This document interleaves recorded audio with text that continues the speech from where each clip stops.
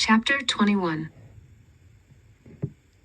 Sierra swallowed a wave of panic and squinted at the dark trees around her. "This dude just loves disappearing," she muttered, crouching. She placed the green chalk against the pavement, took a deep breath, and drew 3 sets of eyes. Then she looked up. The road was empty. "Come on, spirits, I know you out here." She squinted, and for a few seconds all she saw was the muted starshine of the night lanterns. Then 3 small, plump shadows emerged from the darkness and swayed toward her. "There you go." She steadied her trembling hand, raised it to the air, and gulped as the figures launched into a run. The icy swirl poured through her. Sierra slapped her right hand against the eyes, and they sprang to life, each set swerving across the pavement into the night. Sierra smiled. "Find Robbie," she whispered. All 3 pairs of eyes swung off the path into the forest. She rolled her own eyes. "Really, dude? You just had to go right into the creepy forest, huh? Ugh!" She steeled herself and stepped into the woods. Sierra had never known such total darkness. She put her hands forward and moved quickly between the trees, trying to ignore her thundering heartbeat. A flash of green glinted across a tree stump a few feet ahead, and she made her way toward it. "I'm seriously gonna have a talk with Robbie when I find him," she growled. "Seriously." When Sierra first heard the humming, it wasn't because it had just started then. It sounded as though it had been going on for a while. It was like when she'd be sitting in class for 45 minutes and finally get so bored she'd notice the stupid heater had been clacking and smashing away the whole time. The voices grew around her in a cloud of sound.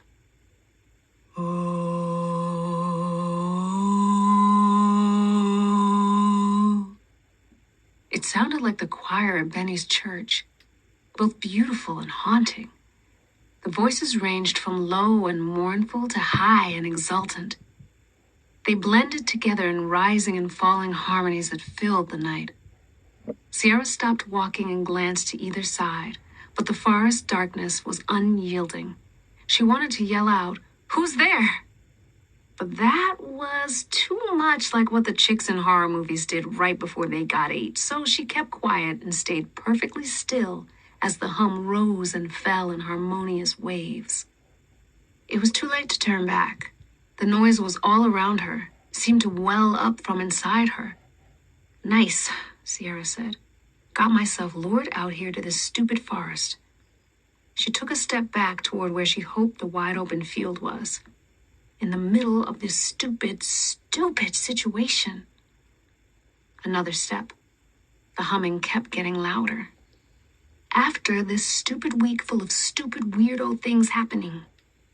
She couldn't take it anymore. The drone seemed to be covering her, bursting through her.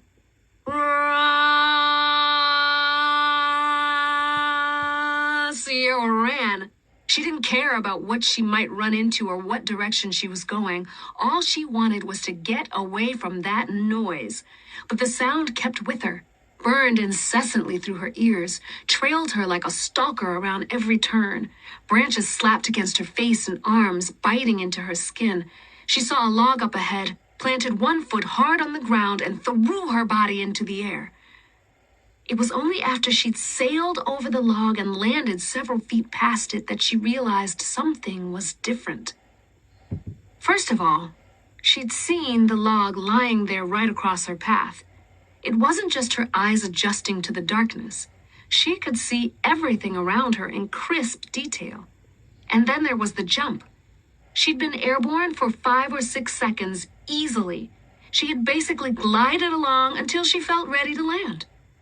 For a flickering moment, Sierra saw herself as if from above, bounding through the forest in long strides, nailing each leap.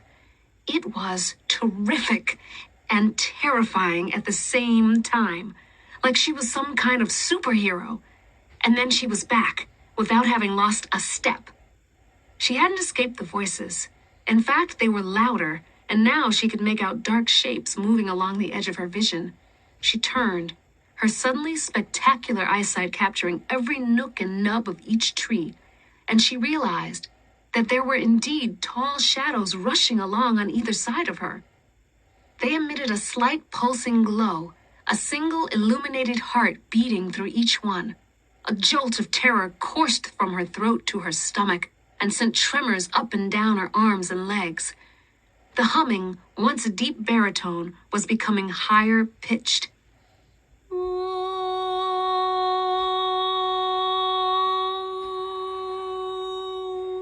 She bounced from rock to rock up a steep hill, grabbed a hanging branch, and hurled herself toward the top. Everything seemed to slow as she burst through the night air. The shadows flitted and swarmed around her, reaching out. Sierra saw a cement walking path ahead, aimed for it, and came down running. Something about these spirits buffered her, kept her afloat. She was protected. She could feel it all over her body, like the same faint glow the spirits emitted radiated from her, too. She shot forward, barely conscious of her feet moving at all. The path led to a clearing, and beyond that would be the long meadow and then Grand Army Plaza. She pumped harder. The trees became a blur on either side of her. Where was Robbie? As if in answer to her silent question, a pair of green eyes flashed past her along the tree trunks and then whizzed off toward the meadow. Sierra kept her course along the edge of the woods, the shadows swirling and dancing around her. He'd said combat shaping, and he would be ready for her wherever he was out there. She couldn't just roll out empty-handed or with a bunch of unformed shadows. Without losing stride, Sierra pulled out her chalk, now only a stub, and dragged it along the trees she passed. When she'd tagged more than a dozen trunks, she doubled back, the spirits still storming along with her in long strides. She raised one arm and then retraced her steps, tapping each chalk mark as she passed. The shards of green burst to life as spirits danced through her. Now, Sierra thought, and she felt her small battalion of green projectiles fall into formation around her. Once again, the night seemed to hold its breath, a blessed moment of silence. Then Sierra pivoted off a stone and burst out of the woods. Shadows and green spikes unfurled around her like a crashing wave. She landed in an open field and raised her head just in time to see a splash of bright red flush across the dark grass toward her. Sierra leapt toward the nearest tree, caught a branch, and swung up onto it as Robbie's red tide passed. Where is he? The three pairs of green eyes flew out into the field and converged at a darkened area at the far end of the park. Go, Sierra commanded her shards. She leapt out of her tree and hit the ground running, flashes of green flitting along at her side. Go! They burst ahead, racing across the field.